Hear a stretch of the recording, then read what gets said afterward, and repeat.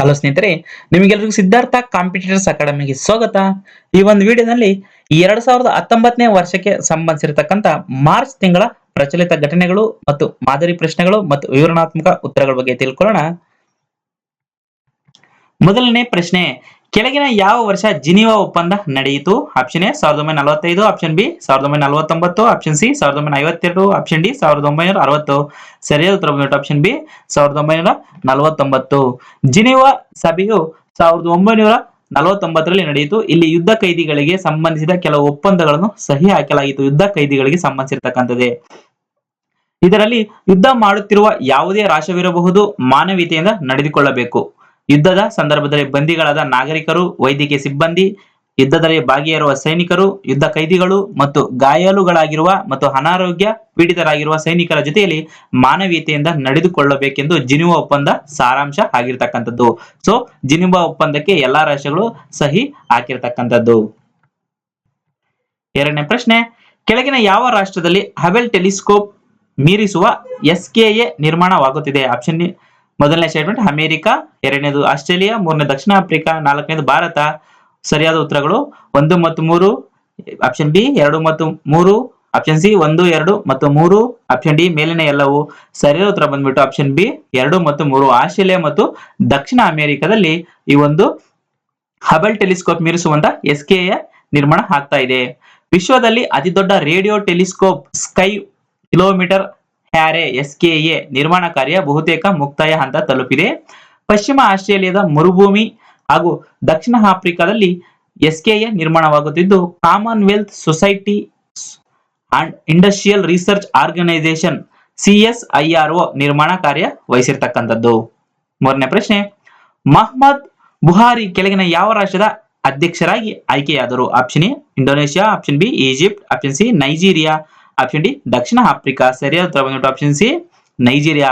ಮಾಜಿ ಸೈನಿಕ ಮಹಮ್ಮದ್ ಬುಹಾರಿ ನೈಜೀರಿಯಾದ ಅಧ್ಯಕ್ಷರಾಗಿ ಆಯ್ಕೆಯಾಗಿದ್ದರೆ ಇವರು 2015ರಲ್ಲಿ ಮೊದಲ ಬಾರಿಗೆ ನೈಜೀರಿಯಾದ ಅಧ್ಯಕ್ಷರಾಗಿದ್ದರು. ನಾಲ್ಕನೇ ಪ್ರಶ್ನೆ, ಪಾಕ್ ನೆಲದ ಬಾಲಾಕೋಟ್ ಉಗ್ರರ ನೆಲೆಯನ್ನು ನಾಶಪಡಿಸಲು ಭಾರತೀಯ ವಾಯುಪಡೆ ಸ್ಪೈಸ್ 200 ಎಂಬ ಬಾಂಬ್ ಅನ್ನು ಬಳಸಿತು.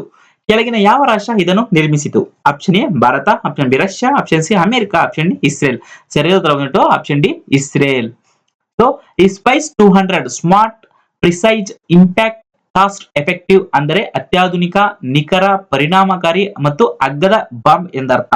ಸ್ಪೈಸ್ 200 ಅಥವಾ 2000 ಬಾಂಬ್ ಅನ್ನು ಇಸ್ರೇಲ್ನ ರಾಫೆಲ್ ಅಡ್ವಾನ್ಸ್ ಡಿಫೆನ್ಸ್ ಸಿಸ್ಟಮ್ ಕಂಪನಿಯು ಸಿದ್ಧಪಡಿಸಿರ್ತಕ್ಕಂಥದ್ದು. ಐದನೇ ಪ್ರಶ್ನೆ, ಭಾರತದ ಕ್ರಿಪ್ಟೋ ಕರೆನ್ಸಿ ವಲಯದಲ್ಲಿ ಅತಿ ಹೆಚ್ಚು ಉದ್ಯೋಗಗಳನ್ನು ಸೃಷ್ಟಿಸುವ ನಗರವಾಗಿ ಕೆಳಗಿನ ಯಾವ ನಗರ ಹೊರಹೊಮ್ಮಿದೆ? Option A Bengaluru, option B Pune, option C Hyderabad, option D Noida. ಸರಿಯಾದ ಉತ್ತರ ಬಂದ್ಬಿಟ್ಟು ಆಪ್ಷನ್ ಎ ಬೆಂಗಳೂರು. ಭಾರತದ ಕ್ರಿಪ್ಟೋ ಕರೆನ್ಸಿ ವಲಯದಲ್ಲಿ ಅತಿ ಹೆಚ್ಚು ಉದ್ಯೋಗಗಳನ್ನು ಸೃಷ್ಟಿಸುತ್ತಿರುವ ನಗರವಾಗಿ ಬೆಂಗಳೂರು ಹೊರಹೊಮ್ಮಿದೆ. ಇಂಡೀಡ್ ಜಾಬ್ ಸೈಟ್ ಪ್ರಕಾರ 2019ನೇ ವರ್ಷದಲ್ಲಿ ಬೆಂಗಳೂರು ಮೊದಲನೇ ಸ್ಥಾನ ಗಳಿಸಿದ್ರೆ, ಪುಣೆ 2ನೇ ಸ್ಥಾನ, ಹೈದರಾಬಾದ್ 3ನೇ ಸ್ಥಾನ, ನೋಯ್ಡಾ 4ನೇ ಸ್ಥಾನ, ಗುರುಗಾಂವ್ 5ನೇ ಸ್ಥಾನ ಪಡೆದಿರತಕ್ಕಂಥದ್ದು. ಆರನೇ ಪ್ರಶ್ನೆ, ವಾಘಾ ಬಾರ್ಡರ್ ಕೆಳಗಿನ ಯಾವ ರಾಜ್ಯದ ಭಾಗದಲ್ಲಿ ಕಂಡು ಬರುತ್ತದೆ? Option A Punjab, option B Rajasthan, option C Gujarat, option D Jammu Kashmir. ಸರಿಯಾದ ಉತ್ತರ ಬಂದ್ಬಿಟ್ಟು ಆಪ್ಷನ್ ಎ ಪಂಜಾಬ್. ಭಾರತದ ಪಂಜಾಬಿನಲ್ಲಿರುವ ಅಮೃತಸರ ಮತ್ತು ಪಾಕಿಸ್ತಾನ ಪಂಜಾಬಿನಲ್ಲಿರುವ ಲಾಹೋರ್ ನಗರಗಳ ಮಧ್ಯೆ ಇರುವ ವಾಘಾ ಎಂಬ ಹಳ್ಳಿಯಲ್ಲಿ ವಿಭಜಿಸಿ ಭಾರತ ಮತ್ತು ಪಾಕಿಸ್ತಾನ ನಡುವಿನ ಗಡಿಯಾಗಿ ಗುರುತಿಸಲಾಗಿದೆ. ದೇಶ ವಿಭಜನೆಯ ವೇಳೆ ವಿವಾದಾತ್ಮಕ ವಿಭಜನಾ ರೇಖೆ ಎಳೆದು ಅಲ್ಲಿ ವಾಘಾ ಎಂಬ ಹಳ್ಳಿಯನ್ನು ಇಬ್ಬಾಗಿಸಲಾಯಿತು. ಏಳನೇ ಪ್ರಶ್ನೆ, ವಿಶ್ವದ ಅತಿ ಹೆಚ್ಚು ವಸೂಲಾಗದ ಸಾಲ ಇರುವ ಕೆಳಗಿನ ಯಾವ ರಾಷ್ಟ್ರದಲ್ಲಿದೆ? ಸೊ ವಿಶ್ವದಲ್ಲಿ ಇರತಕ್ಕಂತ ಅತಿ ಹೆಚ್ಚು ಸಾಲದಲ್ಲಿ ವಸೂಲಾಗದೆ ಇರತಕ್ಕಂತ ರಾಷ್ಟ್ರ ಅಂತ ಹೇಳ್ಬಿಟ್ಟಿದೆ. ಯಾವ ರಾಷ್ಟ್ರ ಆಯ್ಕೆ ಆಗಿದೆಯಪ್ಪ ಅಂತ ಹೇಳಿದ್ರೆ, option A China, option B Italy, option C Bharat, option D Brazil. ಸರಿಯಾದ ಉತ್ತರ ಬಂದ್ಬಿಟ್ಟು ಆಪ್ಷನ್ ಸಿ ಭಾರತ. ವಿಶ್ವದಲ್ಲೇ ಅತಿ ಹೆಚ್ಚು ವಸೂಲಾಗದ ಸಾಲ ಇರುವ ದೇಶ ಭಾರತ ಆಗಿರತಕ್ಕಂಥದ್ದು. ಇದೇ ವೇಳೆ ದೇಶದಲ್ಲಿ ವಸೂಲಾಗದ ಸಾಲದ ಮೊತ್ತ ಪ್ರಮಾಣ 10.3% ಇತ್ತು.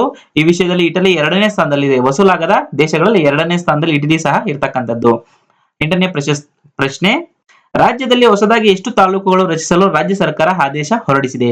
Option A 12, option B 15, option C 18, option D 21. ಸರಿಯಾದ ಉತ್ತರ ಆಪ್ಷನ್ ಎ 12. ರಾಜ್ಯದಲ್ಲಿ ಹೊಸದಾಗಿ 12 ತಾಲೂಕುಗಳನ್ನು ರಚಿಸಲು ರಾಜ್ಯ ಸರ್ಕಾರ ಆದೇಶ ಹೊರಡಿಸಿದೆ. 9ನೇ ಪ್ರಶ್ನೆ, ವಾತಾವರಣದಲ್ಲಿರುವ ಕಾರ್ಬನ್ ಡೈಆಕ್ಸೈಡ್ ಅನಿಲವನ್ನು ಸುರಕ್ಷಿತವಾಗಿ ಶಾಶ್ವತವಾಗಿ ತೊಲಗಿಸಲು ಪರ್ಯಾಯ ಮಾರ್ಗವನ್ನು ಕೆಳಗಿನ ಯಾವ ರಾಷ್ಟ್ರದ ವಿಜ್ಞಾನಿಗಳು ಕಂಡುಹಿಡಿದರೆ? Option A America, option B Australia, option C Bharat, option D Japan. ಸರಿಯಾದ ಉತ್ತರ ಬಂದ್ಬಿಟ್ಟು ಆಪ್ಷನ್ ಬಿ ಆಸ್ಟ್ರೇಲಿಯಾ. ವಾತಾವರಣದಲ್ಲಿರುವ ಕಾರ್ಬನ್ ಡೈಆಕ್ಸೈಡ್ ಅನಿಲವನ್ನು ಸುರಕ್ಷಿತವಾಗಿ ಶಾಶ್ವತವಾಗಿ ತೊಲಗಿಸಲು ಪರ್ಯಾಯ ಮಾರ್ಗವನ್ನು ಆಸ್ಟ್ರೇಲಿಯಾದ ವಿಜ್ಞಾನಿಗಳು ಕಂಡುಹಿಡಿದಿದ್ದಾರೆ. ಮೆಲ್ಬೋರ್ನ್ RMIT ವಿವಿಯಲ್ಲಿ ವಿಜ್ಞಾನಿಗಳು ದ್ರವಲೋಹ ವೇಗವರ್ಧಕಗಳನ್ನು ವಿನ್ಯಾಸಗೊಳಿಸಿದ್ದು, ಇದು ವಾತಾವರಣದಲ್ಲಿರುವ ಕಾರ್ಬನ್ ಡೈಆಕ್ಸೈಡ್ ಅನಿಲವನ್ನು ಕಲ್ಲಿದ್ದಲಾಗಿ ಪರಿವರ್ತನೆ ಹೊಂದಿಸುತ್ತದೆ. ವಿಶ್ವದಲ್ಲೇ ಪ್ರಥಮ ಬಾರಿಗೆ ಈ ಒಂದು ಅದ್ಭುತ ಸಂಶೋಧನೆಯನ್ನು ಹಸಿರುಮನೆ ಅನಿಲಗಳನ್ನು ನಿಯಂತ್ರಿಸಲು ಮಹತ್ತರ ಹೆಜ್ಜೆಯಾಗಲಿದೆ ಎಂದು ಅಭಿಪ್ರಾಯ ಪಟ್ಟಿರ್ತಕ್ಕಂಥದ್ದು. ಅದು ಕಾರ್ಬನ್ ಡೈಆಕ್ಸೈಡ್ ಅನ್ನ ಕಲ್ಲಿದ್ದಲಾಗಿ ಕನ್ವರ್ಟ್ ಮಾಡತಕ್ಕಂಥ ಒಂದು ಪರ್ಯಾಯ ವಿಧಾನವನ್ನು ಆಸ್ಟ್ರೇಲಿಯಾದ ವಿಜ್ಞಾನಿಗಳು ಕಂಡುಹಿಡಿದಿದ್ದಾರೆ. 10ನೇ ಪ್ರಶ್ನೆ, 2019 ರಾಷ್ಟ್ರೀಯ ವಿಜ್ಞಾನ ದಿನದ ಥೀಮ್ ಏನು? ಆಪ್ಷನ್ ಎ ದೇಶಕ್ಕಾಗಿ ವಿಜ್ಞಾನ, ಆಪ್ಷನ್ ಬಿ ಅಭಿವೃದ್ಧಿಗಾಗಿ ವಿಜ್ಞಾನ, ಆಪ್ಷನ್ ಸಿ ಮಹಿಳೆಯರಿಗಾಗಿ ವಿಜ್ಞಾನ, ಆಪ್ಷನ್ ಡಿ ಜನರಿಗಾಗಿ ವಿಜ್ಞಾನ ಮತ್ತು ವಿಜ್ಞಾನಕ್ಕಾಗಿ ಜನ. ಸರಿಯಾದ ಉತ್ತರ ಬಂದ್ರೆ ಆಪ್ಷನ್ ಡಿ ಜನರಿಗಾಗಿ ವಿಜ್ಞಾನ, ವಿಜ್ಞಾನಕ್ಕಾಗಿ ಜನ. ಫೆಬ್ರವರಿ 28 ರಾಷ್ಟ್ರೀಯ ವಿಜ್ಞಾನ ದಿನ ಎಂದು ಆಚರಿಸಲಾಗುತ್ತದೆ. ರಾಷ್ಟ್ರೀಯ ವಿಜ್ಞಾನ ದಿನದಂದು ಥೀಮ್ ಆಗಿರ್ತಕ್ಕಂಥದ್ದು ಏನಪ್ಪಾ ಅಂತಂದ್ರೆ ಜನರಿಗಾಗಿ ವಿಜ್ಞಾನ ಮತ್ತು ವಿಜ್ಞಾನಕ್ಕಾಗಿ ಜನ.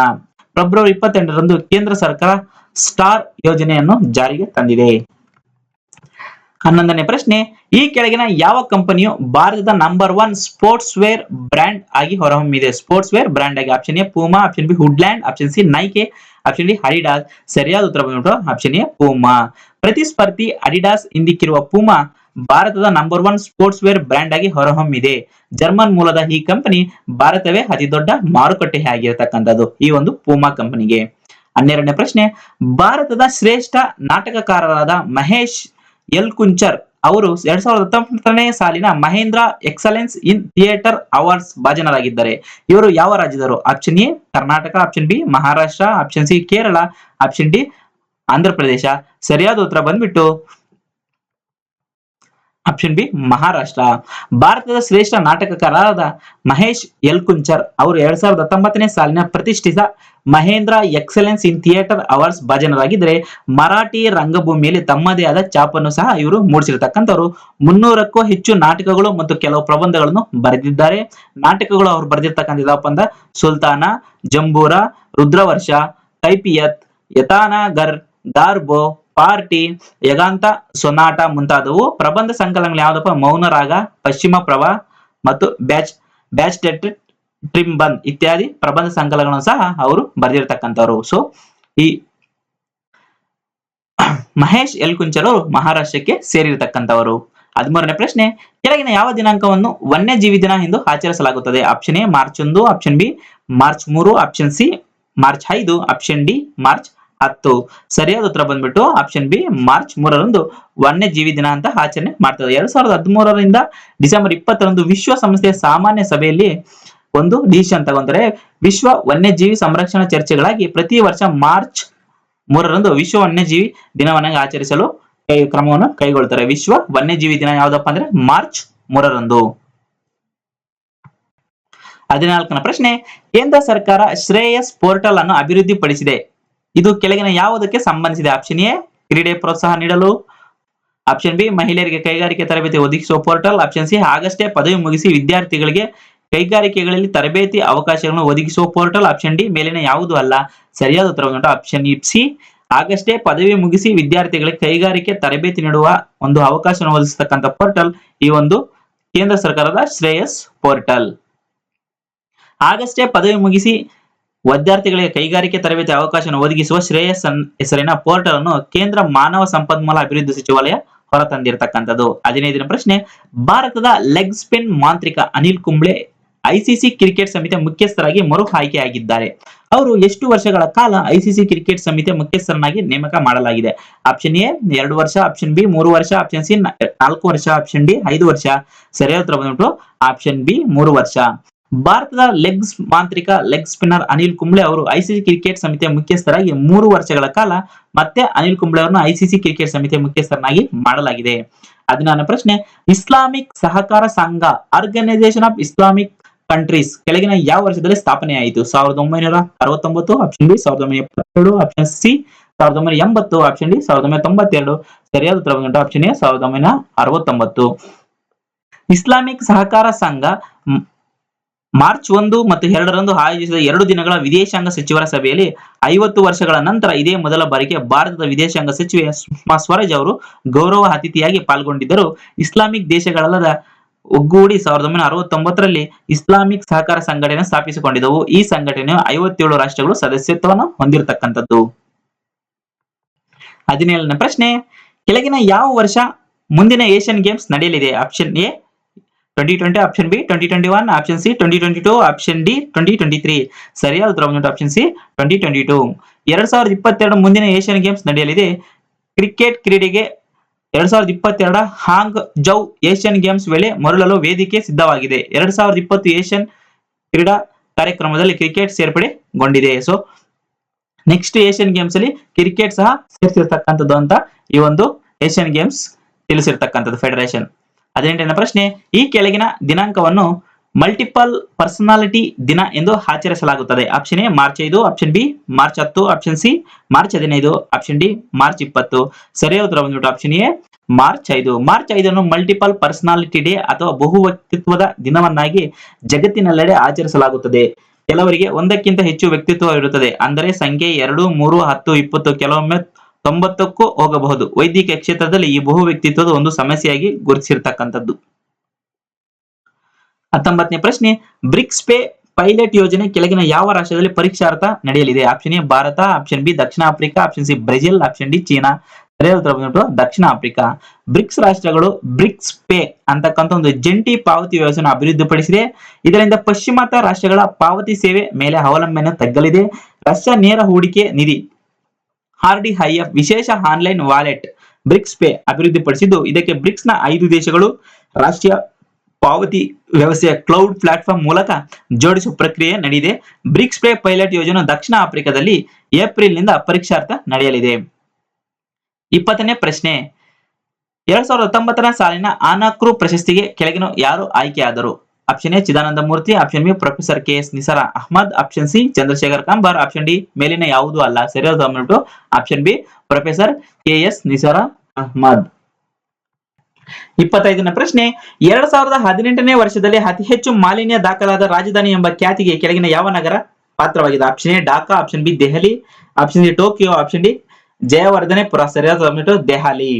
2018ರಲ್ಲಿ ಅತ್ಯಂತ ವಿಶ್ವದ ಹೆಚ್ಚು ಮಾಲಿನ್ಯ ದಾಖಲಾದ ರಾಜಧಾನಿ ಖ್ಯಾತಿ ಪಡೆದಿರತಕ್ಕಂಥ ನವದೆಹಲಿ ಪಾತ್ರವಾಗಿದೆ. ಗ್ರೀಸ್ನ PH NGO ನಡೆಸಿರುವ ಅಧ್ಯಯನ ವರದಿ ಪ್ರಕಾರ IQR ವಿಜುವಲ್ 2018 ವರ್ಲ್ಡ್ ಏಕ್ ಕ್ವಾಲಿಟಿ ರಿಪೋರ್ಟ್ಸ್ ಅನ್ವಯ ವಿಶ್ವದ ಅತಿ ಹೆಚ್ಚು ಮಾಲಿನ್ಯ ದಾಖಲಾದ 20 ನಗರಗಳ ಪೈಕಿ 15 ನಗರಗಳು ಭಾರತದಲ್ಲೇ ಇರತಕ್ಕಂಥದ್ದು. ದೆಹಲಿ ಪಕ್ಕದ ಗುರುಗ್ರಾಮ ಮತ್ತು ಫಜಿಯಾಬಾದ್ ಅಗ್ರಸ್ಥಾನದಲ್ಲಿ ಇರತಕ್ಕಂಥದ್ದು. ಮೊದಲನೇ ಸ್ಥಾನ ದೆಹಲಿ ಪಡೆದಿದೆ, 2ನೇ ಸ್ಥಾನ ಗುರುಗ್ರಾಮ, 3ನೇ ಸ್ಥಾನ ಫಜಿಯಾಬಾದ್ ಪಡೆದಿರತಕ್ಕಂಥದ್ದು. 26ನೇ ಪ್ರಶ್ನೆ, ಪ್ರಧಾನಿಯವರು ಒನ್ ನೇಷನ್ ಒನ್ ಕಾರ್ಡ್ ಅನ್ನು ಕೆಳಗಿನ ಯಾವ ಸ್ಥಳದಲ್ಲಿ ಬಿಡುಗಡೆ ಮಾಡಿದರು? Option A Delhi, option B Bengaluru, option C Mumbai, option D Ahmedabad. ಸರಿಯಾದ ಉತ್ತರ ಬಂದ್ಬಿಟ್ಟು ಅಹಮದಾಬಾದ್. ಒಂದು ದೇಶ ಒಂದು card, one nation one card ಹೇಳಲಾದ ರಾಷ್ಟ್ರೀಯ ಬಹುಪಯೋಗಿ ಕಾರ್ಡ್ ಅನ್ನು ಪ್ರಧಾನಿ ನರೇಂದ್ರ ಮೋದಿ ಬಿಡುಗಡೆ ಮಾಡಿದರು. ದೇಶೀಯವಾಗಿ ಅಭಿವೃದ್ಧಿಪಡಿಸಲಾದ ಈ ಕಾರ್ಡ್ ನಿಂದ ನಾನಾ ಸೇವೆಗಳು ಗ್ರಾಹಕರಿಗೆ ಪಡೆಯಬಹುದು. ಸಾರಿಗೆ, ಮೆಟ್ರೋ, ಟೋಲ್, ಪಾರ್ಕಿಂಗ್ ಶುಲ್ಕ, ರಿಟೇಲ್ ಶಾಪಿಂಗ್, ದೇಶದ ಎಲ್ಲಾ ಕಡೆ ಹಣ ಪಾವತಿ ಮಾಡುವ ಅವಕಾಶವನ್ನು ಈ ಒಂದು ನಾನಾ ಸೇವೆಗಳಿಗೆ ಈ ಒಂದು ಒನ್ ನೇಷನ್ ಒನ್ ಕಾರ್ಡ್ ಉಪಯೋಗಕ್ಕೆ ಬರಲಿದೆ. ಇದನ್ನು ಅಹಮದಾಬಾದ್ ನಲ್ಲಿ ಈ ಒಂದು ಕಾರ್ಡ್ ಅನ್ನು ಬಿಡುಗಡೆ ಮಾಡಿದರು. 27ನೇ ಪ್ರಶ್ನೆ, ಕೆಳಗಿನ ಯಾವ ರಾಷ್ಟ್ರದಲ್ಲಿ ಮೊಬೈಲ್ ಡಾಟಾ ಅತಿ ಅಗ್ಗವಾಗಿ ದೊರೆಯಲಿದೆ? Option A Bharat, option B Britain, option C America, option D Zimbabwe. ಸರಿಯಾದ ಭಾರತ. ವಿಶ್ವದಲ್ಲೇ ಭಾರತದಲ್ಲಿ ಮೊಬೈಲ್ ಡಾಟಾ ಅತಿ ಅಗ್ಗವಾಗಿ ಎಂದು ಅಧ್ಯಯನವೊಂದು ತಿಳಿಸಿರ್ತಕ್ಕಂಥದ್ದು. ಭಾರತದಲ್ಲಿ 1 GB ಡಾಟಾಗೆ 18.5 ರು ಇದ್ದರೆ ಜಾಗತಿಕವಾಗಿ 1 GB ಡಾಟಾಗೆ ಸುಮಾರು 600 ಇದೆ. ಕೇಬಲ್ ಕೋಡೆಡ್ UK ನಡೆಸಿದ ಅಧ್ಯಯನದಲ್ಲಿ ಇದನ್ನು ಹೊರಹಾಕಲಾಗಿದೆ. 1 GB ಡಾಟಾ ಸರಾಸರಿ ಯಾವ ದೇಶದಲ್ಲಿ ಯಾವ ತರ ಇದೆಯಪ್ಪ ಅಂದ್ರೆ ಭಾರತದಲ್ಲಿ 18.50 ಪೈಸೆ, ಬ್ರಿಟನ್ ನಲ್ಲಿ 467 ರೂಪಾಯಿ, ಅಮೆರಿಕದಲ್ಲಿ 867 ರೂಪಾಯಿ, ಜಿಂಬಾಬ್ವೆದಲ್ಲಿ 5277 ರೂಪಾಯಿ. ಜಾಗತಿಕವಾಗಿ ಸರಾಸರಿ ತಗೋಬೇಕಂದ್ರೆ 600 ರೂಪಾಯಿ 1 GB ಡಾಟಾಗೆ ಪೇ ಮಾಡಬೇಕಾಗಿರ್ತಕ್ಕಂಥದ್ದು. ಇದೆಲ್ಲ ಭಾರತದ ಕರೆನ್ಸಿ ಅಲ್ಲಿ. 28ನೇ ಪ್ರಶ್ನೆ, ಪಿ ವಿ ರಮೇಶ್ ರವರು ಕೆಳಗಿನ ಯಾವ ಸಂಸ್ಥೆಗೆ ವ್ಯವಸ್ಥಾಪಕ ನಿರ್ದೇಶಕರಾಗಿ ನೇಮಕವಾಗಿದ್ದಾರೆ? Option A HAL, option B national acquire of India, option D DRDO, option C ಮೇಲಿನ ಯಾವುದು ಅಲ್ಲ. ಸರಿಯಾದ ಉತ್ತರ ಬಂದ್ಬಿಟ್ಟು national acquire of India. National acquire of India ವ್ಯವಸ್ಥಾಪಕ ನಿರ್ದೇಶಕರಾಗಿ ಪಿ ವಿ ರಮೇಶ್ ರವರು ನೇಮಕ ಆಗಿರ್ತಕ್ಕಂಥದ್ದು. ಸಂಸತ್ನ ನೇಮಕ ಸಮಿತಿ ಇವರ ನೇಮಕ ಮಾಡಿದೆ. ಇವರು ಸದಸ್ಯ ಗ್ರಾಮೀಣ ವಿದ್ಯುದೀಕರಣ ನಿಗಮದ ಚೇರ್ಮನ್ ವ್ಯವಸ್ಥಾಪಕ ಆಗಿ ನಿರ್ದೇಶನ ಕೆಲಸ ಮಾಡುತ್ತಿದ್ದರು ಇದಕ್ಕೆ ಮೊದಲು. 29ನೇ ಪ್ರಶ್ನೆ, ಜಲಾಮೃತ ಎಂಬ ಯೋಜನೆಯನ್ನು ಕೆಳಗಿನ ಯಾವ ರಾಜ್ಯ ಜಾರಿಗೆ ತಂದಿದೆ? Option A Tamil Nadu, option B Andhra Pradesh, option C Telangana, option D Karnataka. ಸರಿಯಾದ ಉತ್ತರ ಬಂದು ಕರ್ನಾಟಕ. ಕರ್ನಾಟಕ ಸರ್ಕಾರ ಜಲವರ್ಷ 2019ನೇ ವರ್ಷವನ್ನು ಜಲವರ್ಷ ಎಂದು ಘೋಷಿಸಿದೆ ಮತ್ತು ನೀರು ಪೋಲಾಗುವುದನ್ನು ತಡೆಯಲು ಜಲಾಮೃತ ಎಂಬ ಹೊಸ ಹೆಸರಿನ ಜಲ ಸಂರಕ್ಷಣಾ ಯೋಜನೆಯನ್ನು ಜಾರಿಗೆ ತಂದಿದೆ. ನೀರಿನ ಬರ ನಿವಾರಣೆ ಕ್ರಮಗಳನ್ನು ಹೆಚ್ಚು ಯೋಜನೆ ಆದ್ಯತೆ ನೀಡತಕ್ಕಂಥದ್ದು ರಾಜ್ಯ ಸರ್ಕಾರ ಗ್ರಾಮೀಣ ಅಭಿವೃದ್ಧಿ ಮತ್ತು ಪಂಚಾಯತ್ ರಾಜ್ ಸಚಿವಾಲಯದ ಮೂಲಕ ಈ ಒಂದು ಯೋಜನೆಯನ್ನು ಕಾರ್ಯಗತಗೊಳಿಸಲಿದೆ. 30ನೇ ಪ್ರಶ್ನೆ, ಫೋರ್ಬ್ಸ್ ನ ನಿಯತಕಾಲಿಕ ವಿಶ್ವದ ಶ್ರೀಮಂತ ಪಟ್ಟಿಯಲ್ಲಿ ಪ್ರಕಟಿಸಿದೆ. ಇದರ ಪ್ರಕಾರ ಕೆಳಗಿನ ಯಾರು ವಿಶ್ವದ ನಂಬರ್ 1 ಶ್ರೀಮಂತರಾಗಿದ್ದಾರೆ? Option A Bill Gates, option B Warren Buffett, option C Jeff Bezos, option D ಮೇಲಿನ ಯಾರು ಅಲ್ಲ. ಸರಿಯಾದ ಉತ್ತರ ಬಂದ್ಬಿಟ್ಟು ಆಪ್ಷನ್ ಸಿ ಜೆಫ್ ಬೆಜೋಸ್. ಪ್ರಸಿದ್ಧ ಫೋರ್ಬ್ಸ್ ನಿಯತಕಾಲಿಕ ವಿಶ್ವದ ಶ್ರೀಮಂತ ಪಟ್ಟಿಯನ್ನು ಪ್ರಕಟಿಸಿರತಕ್ಕಂಥ ಇ ಕಾಮರ್ಸ್ ನ ದೈತ್ಯ ಅಮೆರಿಕನ್ ಕಂಪನಿಯ ಮುಖ್ಯಸ್ಥರಾಗಿರ್ತಕ್ಕಂಥ ಜೆಫ್ ಬೆಜೋಸ್ ಜಗತ್ತಿನಲ್ಲಿ ನಂಬರ್ 1 ಶ್ರೀಮಂತರಾಗಿದ್ದಾರೆ. 31ನೇ ಪ್ರಶ್ನೆ, QS ವರ್ಲ್ಡ್ ಯೂನಿವರ್ಸಿಟಿ ರ್ಯಾಂಕಿಂಗ್ ಪ್ರಕಾರವಾಗಿ 2019ನೇ ಪಟ್ಟಿ ಬಿಡುಗಡೆ ಮಾಡಿದೆ. ಈ ಒಂದು ವಿಶ್ವ ಟಾಪ್ 300 ಶೈಕ್ಷಣಿಕ ಸಂಸ್ಥೆಗಳ ಪೈಕಿ ಭಾರತದ ಎಷ್ಟು ಶೈಕ್ಷಣಿಕ ಸಂಸ್ಥೆಗಳು ಸ್ಥಾನವನ್ನು ಪಡೆದಿದೆ? Option A 6, option B 10, option C 15, option D 20. ಸರಿಯಾದ ಉತ್ತರ ಬಂದ್ಬಿಟ್ಟು ಆಪ್ಷನ್ ಎ 6. ಕೇವಲ 6 ಸಂಸ್ಥೆಗಳು 300ರ ಒಳಗಡೆ ಇರತಕ್ಕಂಥದ್ದು. QX ವರ್ಲ್ಡ್ ಯೂನಿವರ್ಸಿಟಿ ರ್ಯಾಂಕಿಂಗ್ 2019ರ ಪಟ್ಟಿ ಬಿಡುಗಡೆ ಮಾಡಿದೆ. ವಿಶ್ವದ ಟಾಪ್ 300 ಶೈಕ್ಷಣಿಕ ಸಂಸ್ಥೆಗಳ ಪೈಕಿ ಭಾರತದ ಕೇವಲ 6 ಶೈಕ್ಷಣಿಕ ಸಂಸ್ಥೆಗಳು ಸ್ಥಾನವನ್ನು ಪಡೆದಿದೆ. 23ನೇ ಪ್ರಶ್ನೆ, ಸುಪ್ರೀಂ ಕೋರ್ಟ್ ನ ಹಿರಿಯ ನ್ಯಾಯಮೂರ್ತಿ ಆಗಿರತಕ್ಕಂಥ ಅರ್ಜುನ್ ಸಿಕ್ರಿ ನಿವೃತ್ತರಾಗಿದ್ದಾರೆ. ಕೆಳಗಿನ ಯಾವ ವರ್ಷ ಸುಪ್ರೀಂ ಕೋರ್ಟ್ ನ ನ್ಯಾಯಮೂರ್ತಿಯಾಗಿ ಪ್ರಮಾಣ ವಚನ ಸ್ವೀಕರಿಸಿದರು?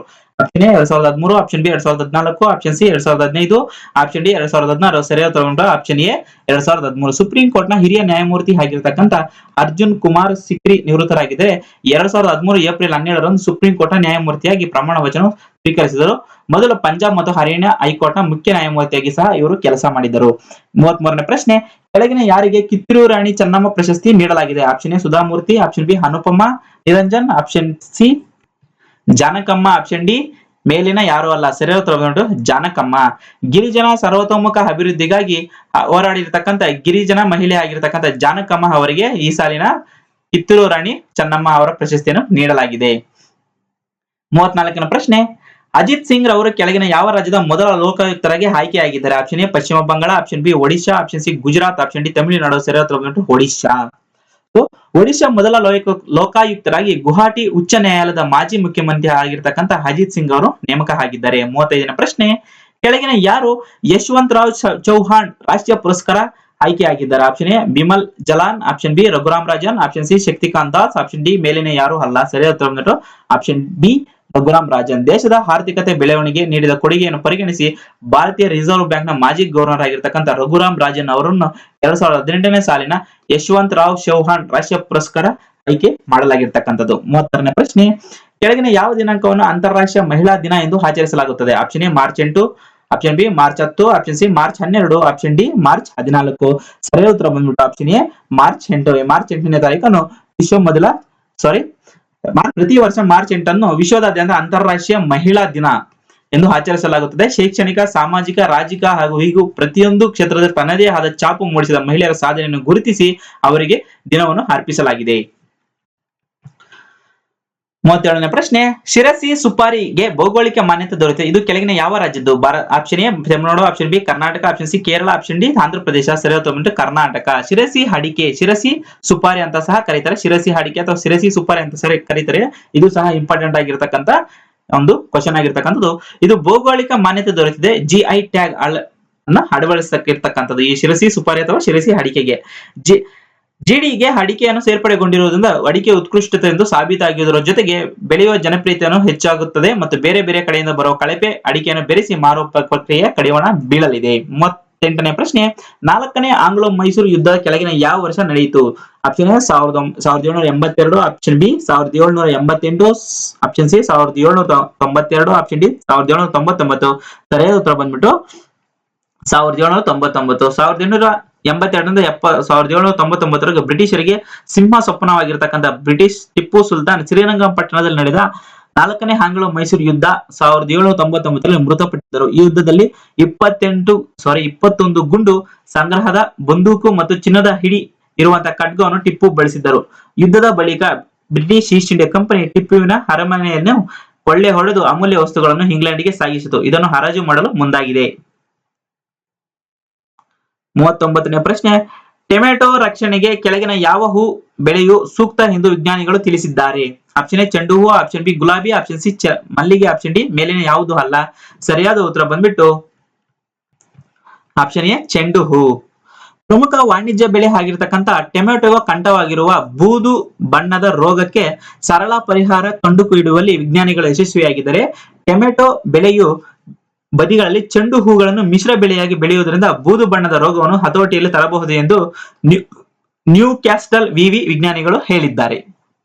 40ನೇ ಪ್ರಶ್ನೆ, ಮನುಷ್ಯರ ಕಾಂಡಕೋಶವನ್ನು ಬಳಸಿ ಪ್ರಾಣಿಗಳ ದೇಹದಲ್ಲಿ ಅಂಗಾಂಶಗಳನ್ನು ಅಭಿವೃದ್ಧಿಪಡಿಸುವ ವಿವಾದಾತ್ಮಕ ಪ್ರಯೋಗ ಕೆಳಗಿನ ಯಾವ ರಾಷ್ಟ್ರ ಒಪ್ಪಿಗೆ ಸೂಚಿಸಿದೆ? Option A Bharat, option B China, option C Japan, option D America. ಸರಿಯಾದ ಬಂದ್ಬಿಟ್ಟು ಜಪಾನ್.